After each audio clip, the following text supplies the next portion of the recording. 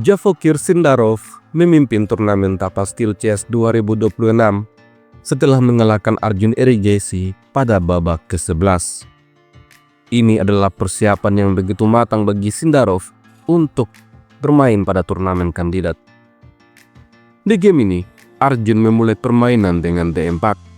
Sindarov merespon dengan D5, tujuan yang sama, mengontrol petak center. Kuda F3 keluar, kuda F6, lalu C4, setelah itu E6. Dengan langkah ini, Javokir Sindarov membawa permainan menuju gambit menteri ditolak.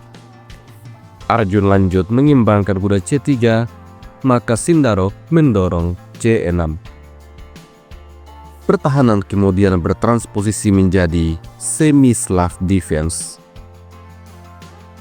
Di langkah selanjutnya, Arjun mengimbangkan menteri C2.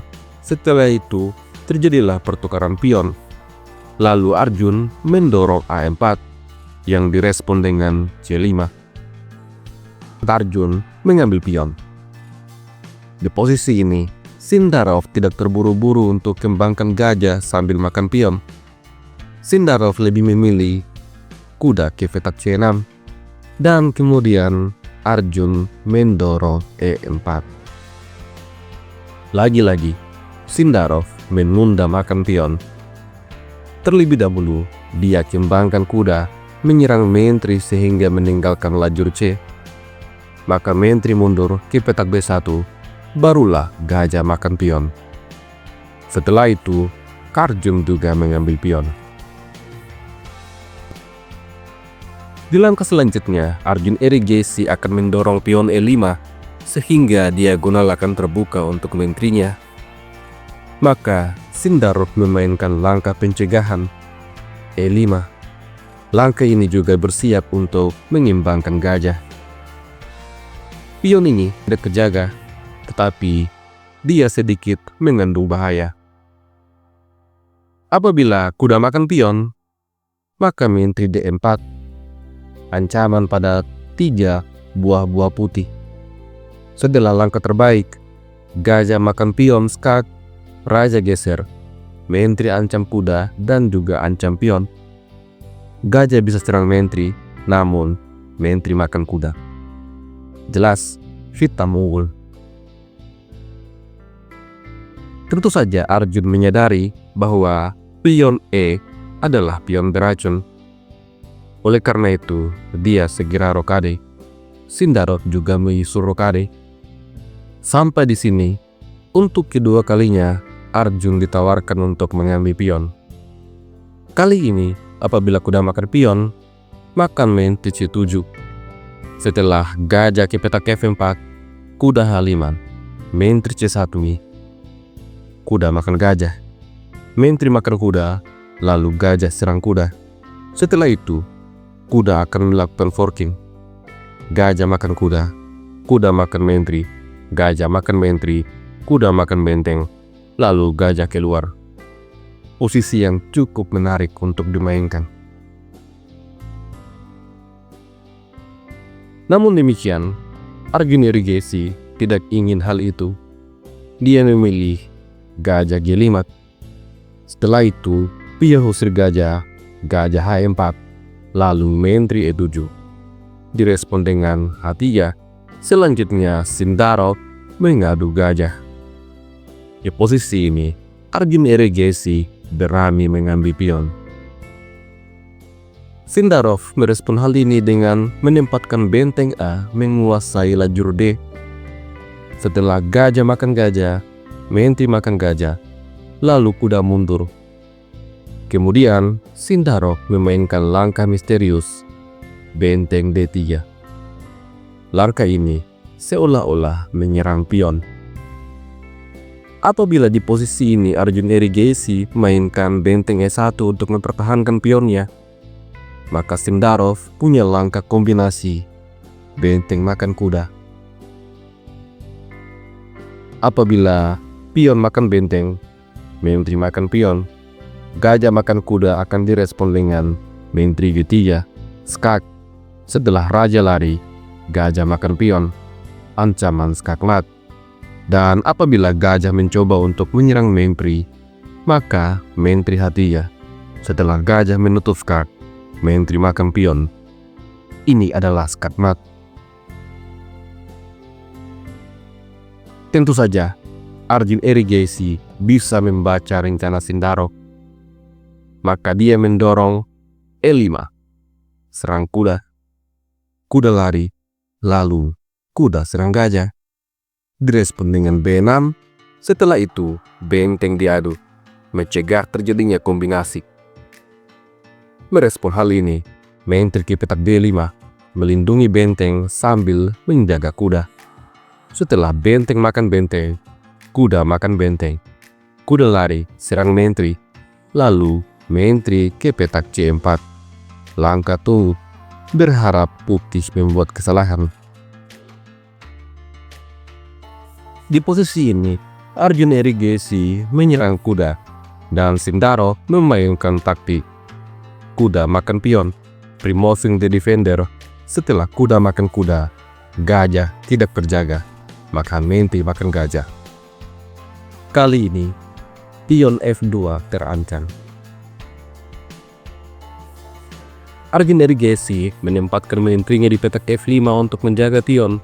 Direspon dengan kuda F4, taktik interference, sehingga menteri tidak bisa menjaga pionnya. Arjun masih punya balasan, kuda E4. Menjaga pion sekaligus menyerang gajah. Di sini, kuda melecehkan skak, raja lari, kuda serang menteri, dan kemudian Arjun mengadu menteri.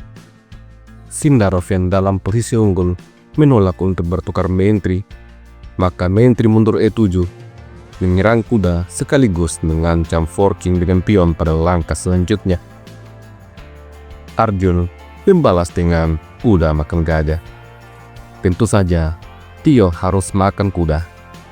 Setelah itu, benteng ke petak E1, memberikan proteksi pada kuda. Di posisi ini, Sindarov menempatkan menterinya di B7, penyerang pion, dan Arjun kembali mengadu menteri. Sindarov tidak mengambil pion. Dia memilih menteri A6, skak. Setelah raja lari, dia mengambil pion A. Kondisi perwira dari pion di lapangan semakin berkurang. Sampai di posisi ini, Javokir Sindarov berhasil unggul 1 pion. Permainan kemudian berlanjut dengan menteri D5 menyerang pion, maka Sindarov menjaga pion sambil menyerang benteng. Arjun membuat jebakan dengan benteng D1. Ancaman kombinasi mendapatkan kuda. Tentu saja Sindarov melihat hal itu.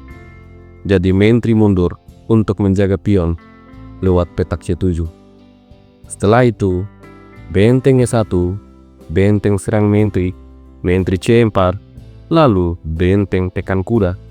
Direspon dengan F4 dan pion G5. Taktik removing the guard, menghilangkan pion penjaga kuda. Merespon hal ini, Arjun mainkan benteng D1, kembali mengancam kombinasi kuda makan benteng dan menteri akan hilang. Maka dari itu, langkah benteng ke petak D8 memberikan proteksi pada kuda dimainkan oleh Sindarov. Selanjutnya, benteng kembali C1. Pion lagi-lagi diancam.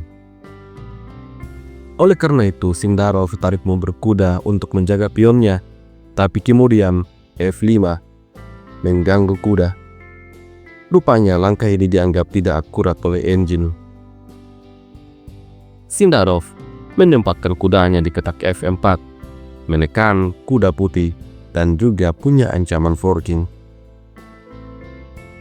Di posisi ini, pion yang ada di petak C5 terlihat gratis, tapi percayalah, ini adalah pion beracun. Apabila menteri makan pion, maka kita punya balasan, benteng D1. Benteng makan benteng, menteri hilang. Dan jika raja lari, benteng makan benteng, dan hitam menang satu benteng. Oleh karena itu, Arjun Erigesi memindahkan kudanya ke petak G4 menyerang pion, direspon dengan H5, lalu kuda skak, raja G7, dan kuda E4. Di posisi ini, langkah terbaik untuk hitam adalah menteri E5. Tapi Javoker Sindarov memilih menteri D7. Langkah jebakan, apabila kuda makan pion, maka menteri akan makan pion yang ada di petak G2 dan terjadilah skakmat. Oleh karena itu, Arjun tetap logis. Menteri C2 dia mainkan, memberikan proteksi pada pionnya. Dan setelah itu, Sindarov menyerang kuda. Langkah ini sangat misterius. Tujuan sesungguhnya bukanlah menyerang kuda. Ini adalah langkah antisipasi. Jika putih mengambil pion, maka benteng C4.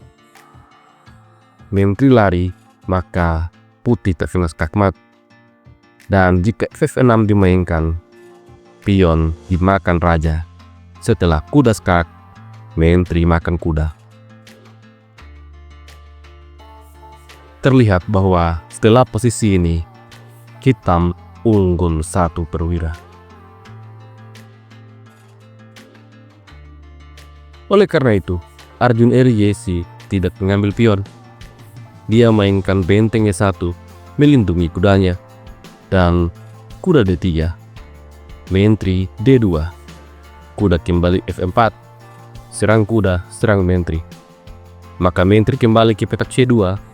Kali ini, menteri B4 dimainkan Sindarov. Benteng putih terancam. Arjun merespon dengan menteri C3, menantang untuk pertukaran. Di posisi ini, Sindarov memilih mendorong A5. Selanjutnya, kuda makan pion, menteri makan menteri, pion makan menteri, lalu benteng serang pion. Direspon dengan raja F1, benteng makan pion, selanjutnya benteng serang kuda. Sindarov memilih mengambil kuda. Lalu Arjun juga mengambil kuda. Dan sampailah kita pada babak ending game. Ini adalah ending benteng di mana Sindarov unggul 1 pion. Pada babak ending game benteng, kita harus ingat satu hal, bahwa hanya ada 1 pion yang akan promosi, dan pion lainnya perlu untuk dikorbankan. Semuanya harus dimainkan dengan penuh kehati-hatian. Di posisi ini, Sindarov membawa raja ke petak F6 menyerang pion, lalu Arjun menyerang pionnya. Di posisi ini, Javoker Sindarov bisa saja langsung mengambil pion putih. Tapi terlebih dahulu dia mainkan benteng D3, menyerang 2 pion putih sekaligus. Jika sekarang Arjun mengambil pion, maka dia juga akan mengambil pion, terutama yang ada di petak C3. Oleh karena itu, Arjun mainkan benteng C4, menyerang pion hitam sekaligus menjaga pion C3. Tapi ini memberikan kesempatan kepada Sindarov untuk mengambil pion yang ada di petak H3. Setelah raja G2, benteng E3, lalu benteng makan pion, maka benteng diadu. Kemudian benteng K7. Di posisi ini, Sindarov akhirnya mendorong pion A4. Ini adalah pion bebas. Selanjutnya, benteng perlu ditempatkan di belakang pion. Maka Sindarov mencegah hal itu. Benteng K7, tapi benteng jaga pion. Selanjutnya, benteng C7 dan benteng kembali diadu. Dengan langkah ini, Sindarov ingin menempatkan bentengnya di belakang pion. Tentu saja, Arjun tidak membiarkan hal itu terjadi. Benteng C6, skak, raja makan pion, lalu benteng A6 kembali mengawasi pion hitam. Tentu saja Sindarov mempertahankan pionnya. Bagaimanapun juga, ini adalah pion bebas. Di sini, Arjun menempatkan benteng di petak C6. Setelah itu, benteng kembali diadu. Lalu benteng skak, benteng diadu, dan benteng menyerang pion. Sampai di posisi ini, Sindarov punya dua pilihan: menjaga pion F atau menempatkan benteng di belakang pion A. Dan Sindarov menunjukkan kepada kita bahwa dalam ending benteng, pion harus dikorbankan. Olehnya itu, benteng A5 membiarkan Arjun mengambil pion skak. Tapi setelah Raja E4, Arjun Erges akhirnya menyerah. Dia menyadari bahwa dia tidak akan bisa mencegah pion promosi, dan dia juga tidak bisa menyerang pion H5. Di sisi lain, pionnya akan segera dimakan. Sebuah permainan yang begitu menarik dari kedua pemain ini.